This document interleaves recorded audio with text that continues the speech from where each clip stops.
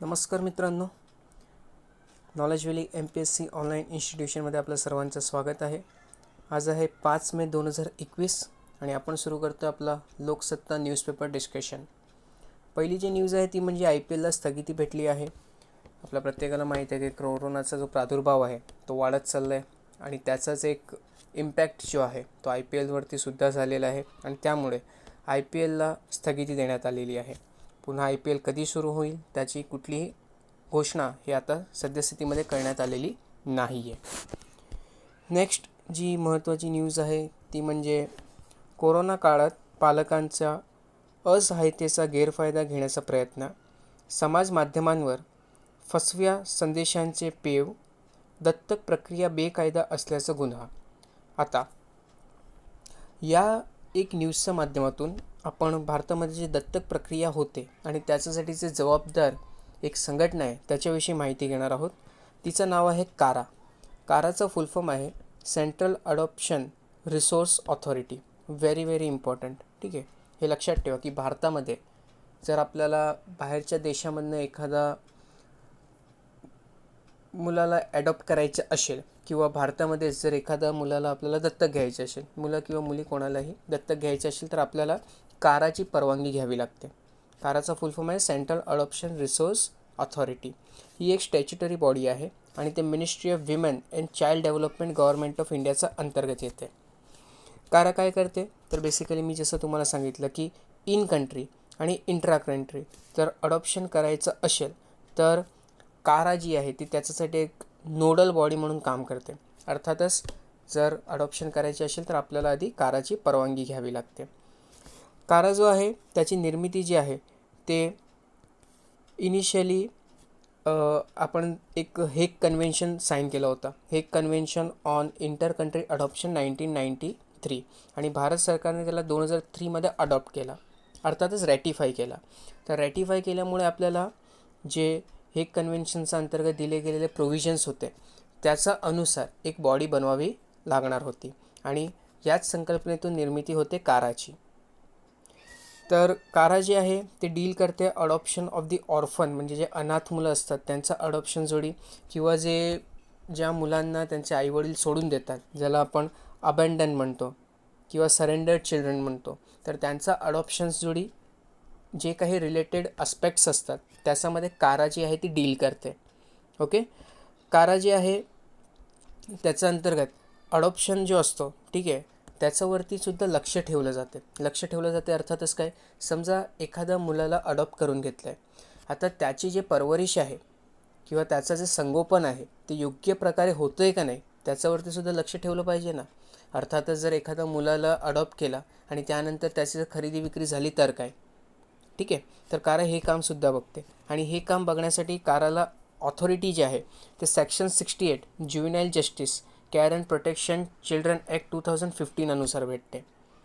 ठीक आहे, काय म्हटलं मी, काराला एखादा चिल्ड्रन जे आहे किंवा एखादं मूल आहे त्याचं संगोपन योग्य प्रकारे होतं आहे का नाही तर त्याची एका प्रकारे ऑडिट करते.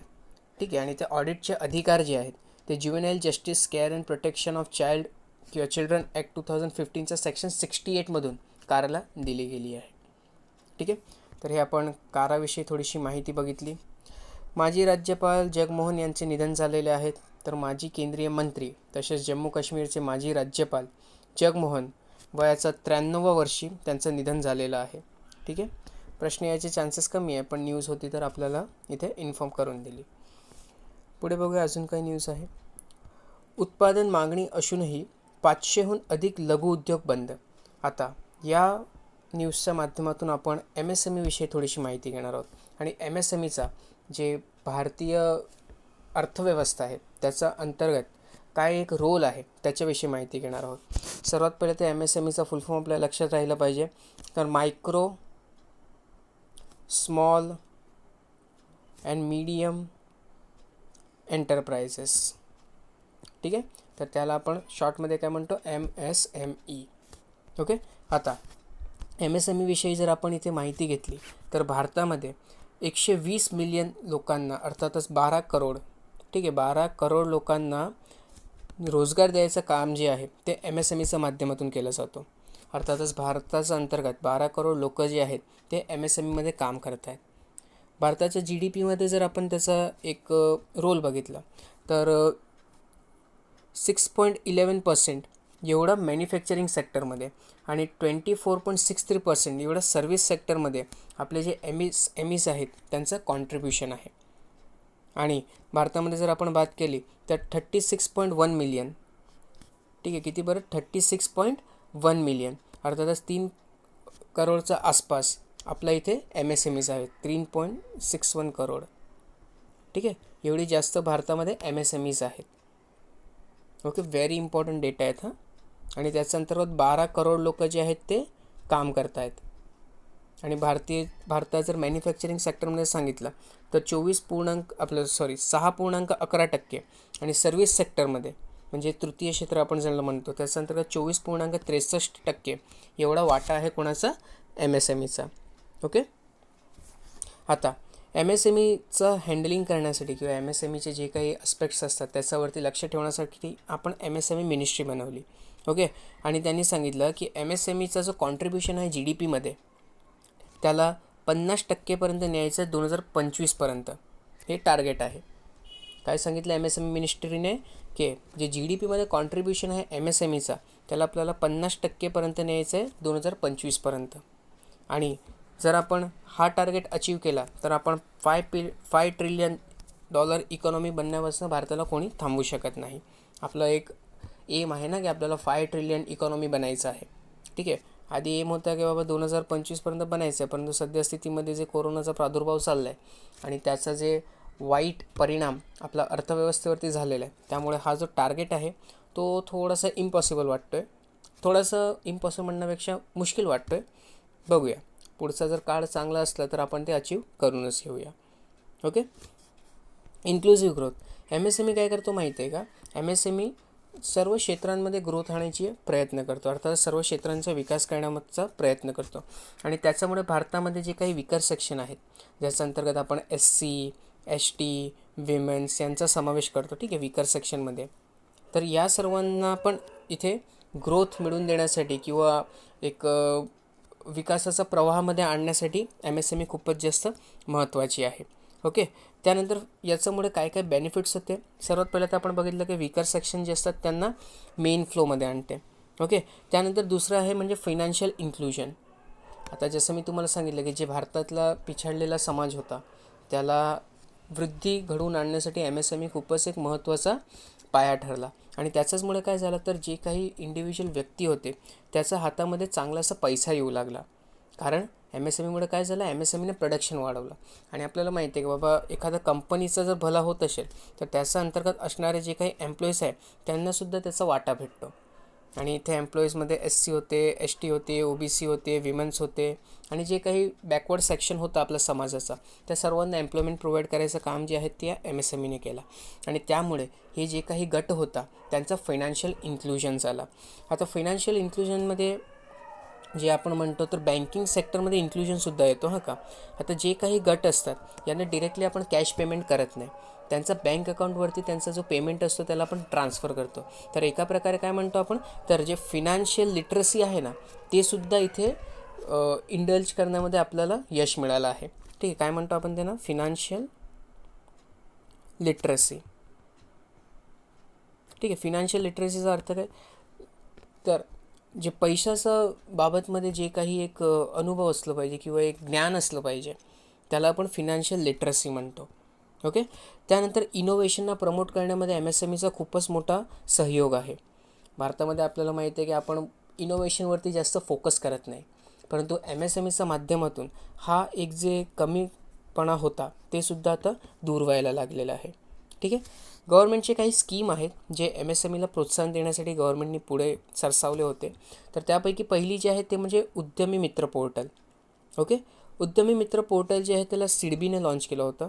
आणि त्याचं काम काय होतं तर जे क्रेडिट ॲक्सेसिबिलिटी असते म्हणजेच MSME आता कंपनीज आहे ना एका प्रकारे, तर त्याला स्वतःला सुरुवात करण्यासाठी निधी लागतो. निधी कुठून भेटणार तर हे उद्यमी मित्र पोर्टलवरनं. ठीक आहे, कोणी लॉन्च केला, सिडबीने लॉन्च केला. याचं काम काय होतं की MSME सेक्टरमध्ये जे काही क्रेडिट लागते अर्थात जे काही पैसा लागतो तो पैसा पुरवायचं काम होतं. पैसा पुरवायचा म्हणजे असंच पुरवून टाकायचं का? नाही, लोनच्या माध्यमातून. ओके. त्यानंतर दुसरी जी स्कीम होती ते म्हणजे MSME संबंध. ठीक आहे, MSME संबंध. आता MSME संबंधचा काय रोल काय होता, तर जे काही पब्लिक प्रोक्युरमेंट होतात ना MSMEमधनं, ठीक आहे, MSMEमधनं आपण मार्केट प्लेसच्या माध्यमातून जे काही काय म्हणतात त्याला प्रोक्युरमेंट्स होतात, अर्थात जे काही खरेदी होते, ठीक आहे, MSMEsकडनं, तर त्याच्यावरती लक्ष ठेवायचा जो काम होता तो MSME संबंधकडे देण्यात आला होता. ठीक आहे. MSME संबंध जे होतं ते एक पेमेंट पोर्टलसुद्धा होता. ओके, की ज्याच्या माध्यमातून आपण समजा मायक्रो किंवा स्मॉल इंडस्ट्रीज जे आहेत किंवा एंटरप्राइजेस जे आहेत त्यांच्याकडनं एखादी वस्तू घ्यायची आहे तर तिथे रजिस्ट्रेशन करवायचं आणि तिथेच आपल्याला पेमेंटसुद्धा करायचा. ओके. कधी कधी काय असते माहिती आहे का, की समजा कमोडिटी आहे, त्याला एक कंपनी C1ने बनवलं आहे, ठीक आहे, आणि मी गव्हर्मेंट आहे, इथे मला बिला तो हवा आहे. आता काय असतं माहिती आहे का, की जेव्हा आपण कन्झम्पशन करतो ना, तात्पुरतं पेमेंट आपण पूर्ण करू शकत नाही. समजा ची जी किंमत आहे ते 1,00,000 रुपये आहे, ठीक आहे, परंतु गव्हर्मेंटला तेवढं पॉसिबल नाही की 1,00,000 रुपये देणे. मग तो काय देतो, तो क्रेडिट देतो एका प्रकारे. ठीक आहे बॉस, मी 30 दिवसामध्ये तुला हे पेमेंट करून टाकेन. मग आता हे सर्व कुठे मेन्शन करायचं, तर त्यासाठी होतं MSME संबंध पोर्टल. या पोर्टलवरती सर्व इन्फॉर्मेशन असते की किती पैसे दिले, किती बाकी आहे, किती दिवसाचा क्रेडिट बाकी आहे करणं. ओके. त्यानंतर डिजिटल MSME स्कीम. आता आपलं प्रत्येकाला माहिती आहे की डिजिटायझेशन किंवा डिजिटल इंडिया हा भारताचा एक खूपच महत्त्वाचा एक फ्लॅगशिप प्रोग्राम आहे. ठीक आहे. तर हेच जे डिजिटायझेशन आहे त्याला MSME सेक्टरमध्ये सुद्धा इंट्रोड्यूस करण्यासाठी आपण डिजिटल MSME स्कीम आणला. ह्याच्या माध्यमातून आपण काय केलं, तर क्लाउड कॉम्प्युटिंग जे असते त्याला इंट्रोड्यूस केलं MSME सेक्टरमध्ये, आणि त्याच्यामुळे काय होईल, तर जे IT इन्फ्रास्ट्रक्चर आहे तो बूस्ट करण्यामध्ये मदत होईल. ओके. त्याच्यानंतर नेक्स्टची स्कीम होती ते म्हणजे prime minister employment generation program. Prime minister employment generation program. आता ही एक क्रेडिट लिंक सबसिडी प्रोग्राम होता. कशासाठी, MSMEसाठी. समजा इनिशियली आपण एक एक्झाम्पल घेऊया. समजा एक कंपनी आहे, त्याच्या अंतर्गत 5 वर्करांची गरज आहे आणि ते परिपूर्णसुद्धा होतं आहे. पण गव्हर्मेंट काय सांगते की तुम्ही प्राईम मिनिस्टर एम्प्लॉयमेंट जनरेशन प्रोग्रामच्या अंतर्गत जे तुमची जागा आहे त्याला वाढवा, 5च्या जागेवरती 7 करा. जे उरलेले 2 व्यक्ती जे आहेत की जे तुमच्यावरती तुम्हाला गरज नाही तरी तुम्ही त्यांना एम्प्लॉयमेंट देत आहेत, तर हे जे 2 व्यक्ती आहेत ना, याचा जो काही पगारपणे असेल ते गव्हर्मेंट बघेल. कशाच्या माध्यमातून, सबसिडीच्या माध्यमातून. डायरेक्ट सबसिडी नाही देणार, अर्थातच डायरेक्ट काय गव्हर्मेंट यांचा पगार तुमचं बँक अकाउंटमध्ये ट्रान्सफर नाही करणार. गव्हर्मेंट काय करेल, समजा कंपनी जी आहे, ठीक आहे, ते टूथब्रश बनवते, आपण एक्झाम्पल घेऊ, ठीक आहे, टूथब्रश बनवते. तर टूथब्रश बनवण्यासाठी जे प्लास्टिक लागतो, ठीक आहे, जे प्लास्टिक लागतो, समजा त्याची किंमत मार्केटमध्ये असेल, कच्चा मालाची किंमत असेल 50 रुपये. गव्हर्मेंट काय बोलेल, आम्ही तुम्हाला ते 40मध्ये अवेलेबल करून देऊ. ठीक आहे, 10 रुपयाची सबसिडी आम्ही देतो याच्यावरती. तर अशा प्रकारे इन्सेंटिवाईज केला जातो. ठीक आहे. त्यानंतर नेक्स्ट जी स्कीम आहे ते म्हणजे स्फूर्ती. स्फूर्तीचा फुल फॉर्म लक्षात ठेवा, revamped scheme of fund for regeneration of traditional industries.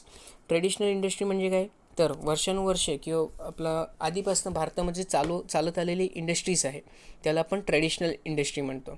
आणि भारतामध्ये गावाकडे खूपच मोठ्या प्रमाणात ट्रेडिशनल इंडस्ट्रीज जे असतात, जसं की मी तुम्हाला सांगतो जे आपलं टेक्स्टाईल इंडस्ट्री, ते कापड इंडस्ट्री. आता कापड इंडस्ट्री जी आहे ती एक ट्रेडिशनल इंडस्ट्री आहे. ठीक आहे. तर असे इंडस्ट्रीजना आणि त्यामध्ये काम करणारे जे काही आर्टिशन्स असतात त्यांना प्रोत्साहन देण्यासाठी आपण स्फूर्ती स्कीम आणली होती. ओके, की ज्याच्या माध्यमातून आपण जे काही हे ट्रेडिशनल प्रोडक्ट्स आहेत त्यांची मार्केटेबिलिटी हे वाढवू शकूया आणि त्यांचे जे काही त्याच्या अंतर्गत काम करणारी मंडळी आहे त्याचे स्किलसुद्धा आपण इम्प्रूव्ह करू शकूया. ओके. त्यानंतर नेक्स्टची स्कीम होती ते म्हणजे अस्पायर. अस्पायरचा फुल फॉर्म काय, फुल फॉर्म महत्त्वाचा आहे का, अ स्कीम फॉर प्रमोशन किंवा promoting innovation rural industry and enterprises. नावावरूनच क्लिअर आहे, आपल्याला इनोव्हेशन प्रमोट करायचं आहे, रुरल इंडस्ट्रीला प्रमोट करायचं आहे आणि एंटरप्रेन्योरशिप जे आहे त्याला प्रमोट करायचं आहे. ओके. अर्थातच काय, तर आपल्याला नवीन जॉब्स क्रिएट करायचे आहेत ज्याच्या माध्यमातून जे अनएम्प्लॉयमेंट आहे, बेरोजगारी आहे, तो कमी करता येईल. तसंच जे एंटरप्रेन्योरशिप कल्चर आहे, भारतामध्ये एंटरप्रेन्योरशिप कल्चर हा खूपच कमी आहे, तर त्याला आपल्याला प्रमोट करायची गरज आहे. नोकरी घेणारे नव्हे तर नोकरी देणारे बना, गव्हर्मेंट नेहमी सांगत असते ना. तर हे काय बोलत आहेत, तर ते एंटरप्रेन्योरशिप कल्चरविषयी माहिती देत आहे तिथे. आणि तसंच आपल्याला इनोव्हेशन जे आहे त्यालासुद्धा इथे बूस्ट करायचं आहे. नेक्स्ट जे आहे ते म्हणजे नॅशनल मॅन्युफॅक्चरिंग कम्पिटेटिव्हनेस प्रोग्राम, NMCP. तर याच्या माध्यमातून आपण काय करणार आहोत, नावामध्ये क्लिअर आहे का, नॅशनल मॅन्युफॅक्चरिंग कॉम्पिटिशन. ओके, तर मॅन्युफॅक्चरिंग सेक्टरमध्ये जे काही आपल्याला इतर स्पर्धा देणारी कंपनीज आहेत त्याच्यामध्ये आपल्याला स्पर्धा करता यावी म्हणून आपल्याला आपली जे काही टेक्नॉलॉजी आहे त्याला अजून इम्प्रूव्ह करायची गरज आहे. आणि त्यासाठी आपल्याला काय करायचं आहे, तर ग्लोबली आपल्याला कॉम्पिटिटिव्ह बनायचं आहे. ठीक आहे. आता कॉम्पिटिटिव्ह कुठल्या सेक्टरमध्ये बनायचं आहे, तर process, design, technology, market access या जे काही सेक्टर्स आहेत त्या सर्व सेक्टर्समध्ये आपल्याला काय करायचं आहे, इम्प्रूव्हमेंट करायची आहे. ओके. नेक्स्ट जे आहेत ते आहेत micro and small enterprises cluster development program. आता याच्या माध्यमातून काय केलं जाईल माहिती आहे का, तर मायक्रो आणि स्मॉल एंटरप्राइजेस जे आहेत त्यांचे क्लस्टर डेव्हलप केलं जातं. आता क्लस्टरचा अर्थ तुम्हाला मी इथे एक्सप्लेन करतो. समजा मला एक बाईक बनवायची आहे. ठीक आहे, बाईक बनवायची आहे. तर बाईक बनवण्यासाठी मला सायलेन्सर लागतो. ओके, त्यानंतर मला सीट लागते. ठीक आहे, त्यानंतर मला एक्सेलरेटर वायर्स लागतात. ओके, त्यानंतर मला सर्किट लागते. तर आता बाईक बनवण्यासाठी हे सर्व जे काही इक्विपमेंट्स लागतात, ओके, तर या सर्वांना जर एकाच जागेवरती किंवा हे सर्व मॅन्युफॅक्चर करणारी जे काही कंपनीज असेल त्यांना जर मी एकच जागेवरती आणून ठेवला तर बाईक बनवण्यासाठी आधी जो टाईम लागायचा त्याच्यामध्ये भरपूर प्रमाणात कमी टाईम लागू शकतो. ठीक आहे, समजा आधी हे सर्व जे कंपनीज होतात ते वेगवेगळ्या शहरामध्ये होते, मग तिथून सामान आणण्यासाठी मला खूप वेळ लागायचा, मग एक बाईक 10 दिवसात तयार व्हायची. परंतु जर यांचा आपण एक क्लस्टर डेव्हलप केला आणि प्रत्येक जे काही महत्त्वाच्या कंपनीज आहेत जे एखादा मॅन्युफॅक्चरिंगसाठी लागत आहेत त्यांना मी एकाच जागेवरती आणला तर हा बाईक जे आहे ते 10 तासामध्ये सुद्धा तयार होऊ शकते. ठीक आहे, तर याच्यामुळे काय झालं, प्रोडक्शन वाढलं ना आपलं, बरोबर की नाही.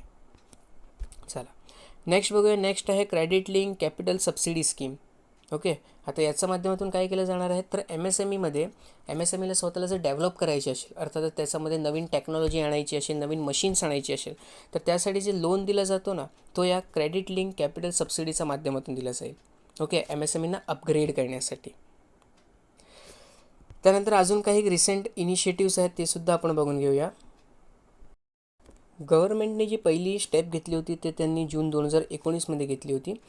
त्यांनी तेव्हा काय केलं होतं, तर जे सेबीचे चेअरमॅन होते युकी सिन्हा त्यांच्या अंतर्गत एक कमिटी बनवली आणि त्या कमिटीचं काम काय होतं किंवा त्यांचा उद्देश काय होता, तर डिमॉनिटायझेशन आणि जी एस टीमुळे एम एस एम ईंना जे काही फटका बसला आहे त्याचा अभ्यास करणे. आणि सेबीचे चेअरमॅन युकी सिन्हा यांची शिफारस दिली की आपल्याला 5,000 करोड एवढे रुपये जे आहेत त्याला एम एस एम ई सेक्टरमध्ये इन्फ्यूज करावे लागेल. आणि त्याच्यामुळे काय होईल, तर जे काही एम एस एम ई सेक्टरला डिमॉनिटायझेशन आणि जी एस टीमुळे फटका बसला आहे तो आपल्याला कवर करता येईल.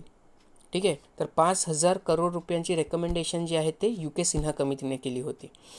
त्यानंतर दुसरी जी रेकमेंडेशन होती त्याच्या अंतर्गत त्यांनी सांगितलं होतं की कोलेटरल फ्री जे लोन देत आहेत कशाच्या अंतर्गत, मुद्रा स्कीमच्या अंतर्गत, तर त्याचा जे एक अमाऊंट आहे त्याला डबल केली पाहिजे. अर्थातच आधी 10 लाख रुपये एवढे कोलेटरल फ्री लोन भेटत होते एम एस एम ईसला, पण त्याची जे आकडा आहे त्याला 20 लाख रुपये करून टाका. ओके, आणि हा जो तुम्ही लोन देणार आहात ते कोणाकोणाला द्या, तर मुद्रा स्कीम अंतर्गत जे काही बेनिफिशरीज येतात त्यांना, त्यानंतर self help group, M S M E या प्रत्येकाला हा स्कीमचा लाभ द्या. ठीक आहे. तिसरी गोष्ट अशी केली की M S M E ministry जी होती त्यांनी काय केलं, तर त्यांनी 2019मध्ये जे कॉर्पोरेट आणि प्रायव्हेट सेक्टर्स होते त्यांना एम एस एम ईमध्ये येण्यापासून जे आधी मज्जाव केला होता त्याला हटवून टाकलं आणि त्यांनी त्यांचं स्वागत केलं. अर्थातच काय एम एस एम ई मिनिस्ट्रीने इन्व्हाइट केलं कोणाला, कॉर्पोरेट्स आणि प्रायव्हेट सेक्टरना, की तुम्ही येऊन एम एस एम ईमध्ये इन्व्हेस्टमेंट करा. त्याच्यामुळे काय होईल, तर आपल्याला माहिती आहे की क्लस्टर डेव्हलपमेंटचा एक आपण इथे संकल्पना आणली होती. पण तो क्लस्टर डेव्हलपमेंट कोण करणार, कंपनी करणार नाही, ह्याच्या कॉर्पोरेट्स असतात ते क्लस्टर डेव्हलपमेंट करतात. ठीक आहे, तर हे क्लस्टर डेव्हलपमेंटसाठी आपण काय केलं होतं, तर आपण एम एस एम ईमध्ये कॉर्पोरेट आणि प्रायव्हेट प्लेयरना एंट्री द्यायला सुरुवात केली होती. ओके, तर अशा प्रकारची खूप सारी वेरियस स्कीम्स होती जे एम एस एम ईसाठी आपण म्हणजेच गव्हर्नमेंट ऑफ इंडिया जे आहे ते राबवते, कारण एम एस एम ईचा खूपच जास्त स्कोप आहे. आणि या एक न्यूजच्या माध्यमातून आपण अख्खा M S M E sector जो आहे त्याला इथे क्लिअर केलेलं आहे.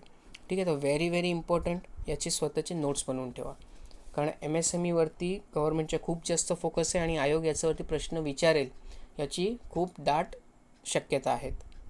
ओके, चला नेक्स्ट बघूया अजून काय आपल्याकडे न्यूज. जगातील 2000मध्ये राज्यातील 6 शिक्षण संस्था गुणवत्तापूर्ण शिक्षणासह विविध निकषांवर मूल्यमापन. Centre for world university ranking या क्रमवारीमध्ये राज्यातील शिक्षण संस्थांनी स्थान प्राप्त केले आहेत. या क्रमवारीत जगभरातील 2000 शिक्षण संस्थांचा समावेश असून राज्यातील 6 शिक्षण संस्थांनी त्यात स्थान मिळवले आहे. Centre for world university ranking 2021-22 ही क्रमवारी नुकतीच जाहीर करण्यात आली. जागतिक पातळीवरील क्रमवारीत पहिल्या 3 क्रमांकांवर अनुक्रमे हार्वर्ड विद्यापीठ, मॅसेच्युसेट इन्स्टिट्यूट ऑफ टेक्नॉलॉजी, स्टॅनफोर्ड विद्यापीठ या संस्था आहेत. देशातील 68 शिक्षण संस्थांचा या यादीत समावेश आहे. क्रमवारीतील शिक्षण संस्थांचे गुणवत्तापूर्ण शिक्षण, विद्यार्थ्यांना मिळालेले रोजगार, संशोधनातील कामगिरी, प्राध्यापक अशा निकषांवर मूल्यमापन करण्यात आले. तर देशातील शिक्षण संस्थांमध्ये IIM अहमदाबाद या यादीत पहिल्या स्थानी आहे. Very important. QS रँकिंग किंवा centre for world university ranking हा याच्यावरती प्रश्न आधीसुद्धा आयोगाने विचारलेला आहे. ठीक आहे, तर खूपच जास्त महत्त्वाचं आपल्याला याचं एक गोष्ट जी आहे ते इथे लक्षात ठेवायची आहे. पहिली आणि महत्त्वाची गोष्ट तर राज्यातील 6 शिक्षण संस्थांना आहे ज्यांना या centre for world university ranking 2021-22च्या अंतर्गत स्थान मिळालेलं आहे. जगाती जर बात केली तर पहिल्या क्रमांकावरती हार्वर्ड आहे, दुसऱ्या क्रमांकावरती मॅसेच्युसेट्स आहेत आणि तिसऱ्या क्रमांकावरती स्टॅनफोर्ड आहेत. ओके, देशातील 68 शिक्षण संस्था आहेत ज्यांचा या यादीमध्ये समावेश आहे. आता क्रमवारी जी आहे त्याच्यासाठी काही निकष गृहीत धरण्यात आले होते. त्यापैकी पहिला जे होता ते होता शिक्षण संस्थांचे गुणवत्तापूर्ण शिक्षण, दुसरं होतं विद्यार्थ्यांना मिळालेले रोजगार, तिसरं होतं संशोधनातील कामगिरी, चौथा होता प्राध्यापक. ठीक आहे, तर हे 4 निकष होते ज्याचा उपयोग करून ही जी रँकिंग आहे त्याला काढण्यात आलेलं आहे. आणि भारतामध्ये पहिला स्थान पटकावणारी संस्था कुठली तर ती होती IIM अहमदाबाद. जागतिक पातळीवरील 2000 संस्थांमध्ये राज्यातील 6 संस्थांचा समावेश आहे. त्यात मुंबईतील Tata institute of fundamental research हे 543व्या स्थानी आहे. त्यानंतर IIT बॉम्बे 567, पुण्यातील भारतीय विज्ञान शिक्षण आणि संशोधन संस्था आयसर 1024 यांचा क्रमांक लागतो. तर सावित्रीबाई फुले पुणे विद्यापीठ 1389व्या, मुंबईतील होमी भाभा नॅशनल इन्स्टिट्यूट 1666वा आणि मुंबईचीच इन्स्टिट्यूट ऑफ केमिकल टेक्नॉलॉजी 1858व्या स्थानी आहे. राज्य शासनाच्या अखत्यारीतील राज्यातील 13 अकृषी विद्यापीठांपैकी केवळ सावित्रीबाई फुले पुणे विद्यापीठालाच या क्रमवारीत स्थान मिळाले आहेत. तसेच राज्यातील खाजगी विद्यापीठांपैकी एकाही विद्यापीठाला या क्रमवारीत स्थान मिळालेलं नाही आहे. तर हे खूपच जास्त महत्त्वाची एक इंडेक्स आहे. ओके, तर याला लक्षात ठेवायचा प्रयत्न करा आणि नोट्स बनवत राहा बरं का, स्वतःचे छोटे म्हणजे एक्झामच्या टायमाला ते वाचायला सोपं जातं. पुढे बघूया अजून काही न्यूज आहे. नेक्स्ट आहे न्यूज, रेरा कायद्याच्या अंमलबजावणीला 4 वर्षे पूर्ण, महाराष्ट्र आघाडीवर, गृहनिर्माण क्षेत्रातील 9000 तक्रारींचा निपटारा. आता या न्यूजच्या माध्यमातून आपण रेराविषयी माहिती घेणार आहोत. सर्वात पहिला आणि महत्त्वाचा रेराचा फुल फॉर्म. रेराचा फुल फॉर्म आहे real estate regulation and development act. ठीक आहे, काय real estate regulation development act अर्थातच रेरा. याला पार्लमेंटने 2016मध्ये पारित केला आणि 1 मे 2017पासून याचं इम्प्लिमेंटेशन सुरू करण्यात आलं. ठीक आहे, रेराचा फुल फॉर्म काय आहे इथे बघा, लक्षात घ्या. हा तर ॲक्ट होता का, real estate regulation development act. त्याच्या माध्यमातून एक बॉडी बनवण्यात आली आणि त्या बॉडीचं नाव होतं रिअल एस्टेट रेग्युलेशन ऑथॉरिटी अर्थातच रेरा. आणि ही जी रेरा संस्था आहे त्याला प्रत्येक राज्यामध्ये स्थापित करण्यात आलेली आहे. ठीक आहे, म्हणजे महाराष्ट्राची रेरा वेगळी आहे, गुजरातची रेरा वेगळी असणार, कर्नाटकाची रेरा वेगळी असणार, गोवाची रेरा वेगळी असणार. ठीक आहे, ही गोष्ट आपल्याला लक्षात ठेवायची आहे. रेरा प्रस्थापित करण्यामागचं कारण काय होतं तर जे काही रिअल एस्टेट सेक्टर आहे म्हणजे जे बांधकाम विभाग आहे त्याच्या अंतर्गत एफिशियन्सी आणि ट्रान्सपरन्सी आणणे. ठीक आहे, जे आपण घरची खरेदी विक्री करतो तर त्याच्यामध्ये ट्रान्सपरन्सी असली पाहिजे. कारण पूर्वी काळामध्ये काय व्हायचं, समजा एखादा फ्लॅट मी बुक केला आहे. ठीक आहे, फ्लॅट बुक केला, फ्लॅटचं जे पजेशन आहे ते मला दिलंच जात नाही. सांगितलं जातं तेव्हा 6 महिन्यामध्ये हा फ्लॅट कंप्लीट होईल. 6 महिन्याचे 6 वर्ष होतात, त्या काय फ्लॅटचं पजेशन भेटत नाही. आणि अशा प्रकारची जे एक लबाडगिरी चालू होती बिल्डर्सची, त्याच्यावरती आळा घालण्यासाठी आपण हा रेरा कायदा आणला होता. ठीक आहे. आता बघा याची नीड्स काय आहेत. तर सर्वात पहिलं जसं मी तुम्हाला सांगितलं की अनरेग्युलेटेड जे काही रिअल एस्टेट सेक्टर होता त्याला स्टँडर्डाईज करण्यासाठी आणि त्याला रेग्युलेट करण्यासाठी आपण काय केलं, रेरा कायदा आणला. याच्या माध्यमातून काय केलं जायचं, त्याचे डिले व्हायचं. म्हणजे जसं मी तुम्हाला सांगितलं 6 महिन्याचे 6 वर्ष व्हायचे. प्राईज अर्थातच आधी सांगितलं जायचं की बाबा तुमचं फ्लॅटची किंमत 22 लाख रुपये एक्झाम्पल आहे, परंतु कालांतराने सांगतात की बाबा 30 लाख झाले, आता तुम्हाला जास्त पैसे द्यावे लागेल. ठीक आहे. तसंच क्वालिटी ऑफ कन्स्ट्रक्शन, पैसे चांगले नाही दिले तर आम्ही क्वालिटी नाही देऊ. तर अशा प्रकारची जे लबाडगिरी जी होती त्या बिल्डर्स लोकांची चालू होती. ठीक आहे. तर त्याला आपल्याला कमी करायचं होतं आणि त्यामुळे आपण काय केलं, तर आपण याच्यावरती हा रेरा कायदा आणला. आता रेरा कायद्याचा अजून दुसरं ऑब्जेक्टिव्स काय होते ते आपण बघून घेऊ. ओके. सर्वात पहिलं तर आपण बघितलं की बाबा ट्रान्सपरन्सी आणि अकाउंटेबिलिटी आणणे. ओके. कशामध्ये, हाऊसिंग सेक्टरमध्ये. तसंच जे डॉमेस्टिक आणि फॉरेन इन्व्हेस्टमेंट आहे त्यालासुद्धा भारतामध्ये अट्रॅक्ट करण्यासाठी आपण रेरा कायदा आणला. कारण जर अशी एकदम खराब जर व्यवहार चालत असेल तर कुठली फॉरेन कंपनी आहे जी भारतामध्ये इन्व्हेस्टमेंट करणार असेल. ओके. त्यानंतर रेग्युलेशन आणण्यासाठी आपल्याला रेरा जो आहे त्याला इम्प्लिमेंट करावा लागला. ठीक आहे. तसंच आपल्याला माहिती आहे की बांधकाम विभाग जो आहे, ठीक आहे, त्याचं खूपच चांगलं असे शेअर जे आहेत ते आपल्या GDPमध्ये आहे.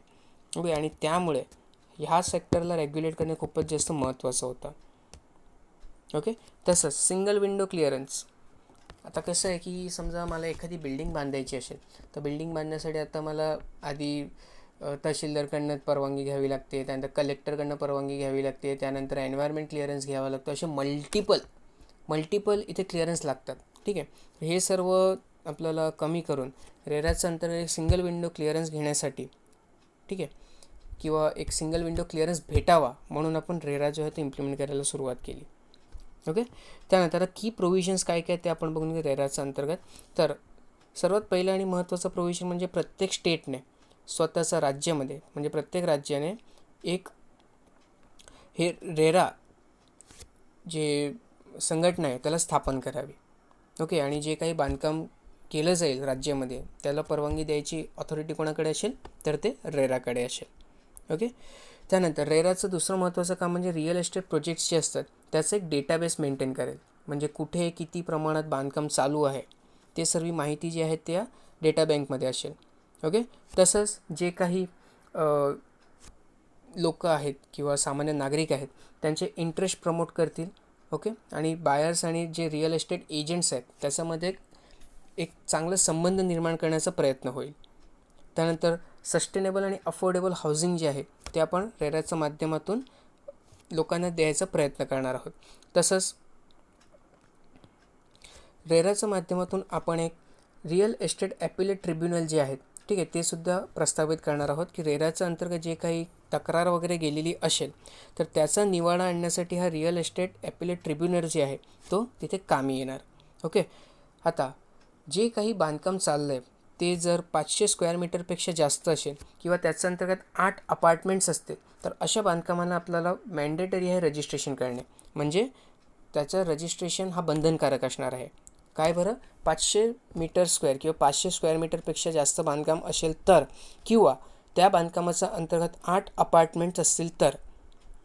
ओके. त्यानंतर जे काही पैसे एक बायरकडनं घेतले जात आहेत, ठीक आहे, त्याचं 70% जे आहे त्याला एक सेपरेट बँक अकाउंटमध्ये डिपॉझिट केलं जाणार आणि हा पैसा जो आहे तो त्याच बांधकामासाठी वापरला जाईल ज्याच्यासाठी त्याला पे करण्यात आलेला आहे. अर्थात आधी काय व्हायचं माहिती आहे का, समजा मी एक ग्राहक आहे, ए बिल्डिंगमध्ये मला फ्लॅट घ्यायचं आहे, त्या फ्लॅटची किंमत मी मोजली आणि ते पेमेंट मी दिला त्या बिल्डरला. परंतु तो बिल्डर काय करायचं माहिती आहे का, तो पैसा जो आहे तो त्याची दुसरी साईड चालू आहे बी जागेवरती, तर तिथे तो वळवायचा आणि इकडचं काम काय संपायचंच नाही. ठीक आहे. नाही हा कंप्लीट व्हायचा नाही यो कंप्लीट व्हायचा आणि त्यामुळे काय व्हायचं तर मला तर मी पैसे दिले तरी मला घर भेटलं नाही. ठीक आहे. तर अशा प्रकारचं हे बिल्डर्स करायचे. मग त्यामुळे काय सांगितलं रेरा कायद्याच्या अंतर्गत की बाबा 70% जे काही अमाऊंट तुम्हाला पे केली जाते ना त्याला एक सेपरेट अकाउंटमध्ये स्टोअर करा. ठीक आहे. तिथे त्याला सेव्ह करा आणि तो त्याच कन्स्ट्रक्शनसाठी वापरा ज्याच्यासाठी तुम्हाला ते पे केली गेली आहे. ओके. त्यानंतर हे डेव्हलपर जो आहे ठीक आहे, जो बिल्डिंग बांधतो आहे त्याची जबाबदारी असेल की जर 5 वर्षामध्ये कुठल्याही प्रकारचा खर्च जर बिल्डिंगमध्ये निघतो तर तो त्या डेव्हलपरने करावा लागेल. आत्ताच बांधली आणि 1 वर्ष 1.5 वर्ष झालं नाही का त्याच्यामध्ये काहीतरी प्रॉब्लेम्स यायला सुरुवात होतात. ठीक आहे, तर ते जे काही प्रॉब्लेम्स येतील तो प्रॉब्लेम सॉल्व करायचा अधिकार म्हणजे सॉल्व करायची जबाबदारी कोणावरती असणार आहे तर ते त्या डेव्हलपरवरती असणार आहे. ठीक आहे, जर त्यांनी असं नाही केलं तर त्याच्यावरती आपण केससुद्धा करू शकतो. ठीक आहे, पिनल इंटरेस्ट किंवा पिनल ॲक्शन्सचा सुद्धा इथे काय आहे प्रोव्हिजन केलं गेलं आहे. बघा पनिशमेंट लिहिलं गेलं आहे, 3 वर्षाची पनिशमेंट होऊ शकते. ठीक आहे, जर त्यांनी आपलं जे त्याच्यावरती जबाबदारी आहे ते जर त्यांनी पूर्ण नाही केली तर. ओके, त्यानंतर इथे अजून एक प्रोव्हिजन आहे तो म्हणजे ॲडव्हान्स पेमेंटचा. ठीक आहे, जागेची जी किंमत आहे ना त्यापेक्षा 10% जास्त ही ॲडव्हान्स पेमेंट म्हणून डेव्हलपर जो आहे तो स्वीकारू शकत नाही. मॅक्स टू मॅक्स तो 10% एवढीच रक्कम जी आहे त्याला ॲडव्हान्स पेमेंट म्हणून स्वीकारू शकतो. ओके, त्यानंतर त्याला कार्पेट एरिया जो असतो. ओके, कार्पेट एरिया आणि बिल्टअप एरिया. आता बघा तुम्हाला एक्झाम्पल देऊन टाकतो हां का. समजा हा तुमचा एक फ्लॅट आहे. ओके, हा तुमचा काय फ्लॅट आहे. फ्लॅटचा इथे हा भिंत आली. ठीक आहे, भिंत असतात ना, तर हा जो मधला एरिया आहे ना याला आपण कार्पेट एरिया म्हणतो. ठीक आहे, आणि हा जो पूर्ण एरिया आहे, ठीक आहे, पूर्ण ज्याच्यामध्ये भिंतांचा सुद्धा समावेश असतो त्याला आपण काय म्हणतो तर त्याला आपण बिल्टअप एरिया म्हणतो. ठीक आहे, तर हा दोन्ही एरिया डिफाईन करणे गरजेचं आहे. ठीक आहे, असं नाही की तुम्ही काय पण डिफाईन केलं आणि कसंही दिलं तरी चालेल. नाही नाही नाही, तुम्हाला एकदम पर्टिक्युलरली ते सर्व गोष्ट डिफाईन करावी लागेल. आणि जो हा डेव्हलपर आहे तो फक्त आणि फक्त कार्पेट एरियासाठी चार्ज करू शकतो, तो बिल्टअप एरियासाठी चार्ज नाही करू शकत. ठीक आहे, काय म्हटलं मी की जो बिल्डर आहे तो फक्त आणि फक्त कार्पेट एरियासाठीच पैसे घेऊ शकतो, तो त्याच्यामध्ये बिल्टअप एरिया इन्क्लूड करू शकत नाही. अर्थातच तुम्हाला पुन्हा एकदा एक्झाम्पल घेतो. बघा हा जी एक फ्लॅट आहे, ठीक आहे, ह्याचा बिल्टअप एरिया आहे 500 मीटर स्क्वेअर. ओके, आणि त्याचा नंतर जो कार्पेट एरिया आहे तर कार्पेट एरिया आहे 450 मीटर स्क्वेअर. ओके, तर जेव्हा आपण डील करूया तर फक्त 450 मीटर स्क्वेअर त्या जे काही आपलं काय म्हणतात पेपर्स असतात त्याच्यावरती 450 मीटर स्क्वेअरच नमूद केलेलं असेल, तिथं 500 मीटर स्क्वेअर असणार नाही. ओके, आपण जे बॉन्ड वगैरे बनवतो ना त्याच्यावरती. ठीक आहे, तर आय होप तुम्हाला रेरा कायदा जो आहे तो इथून क्लिअर झालेला असेल. ओके, काही डाऊट असल्यावरती तुम्ही ते कमेंट सेक्शनमध्ये मेन्शन करू शकतात. तर 5 मेच्या न्यूज डिस्कशनमध्ये एवढीच महत्त्वाची न्यूज होती. ओके, पेपरची PDF जी आहे ते टेलिग्राम चॅनलवरती अवेलेबल होऊन जाईल. ओके, तर घरी राहा, सुरक्षित राहा, शिकत राहा. धन्यवाद.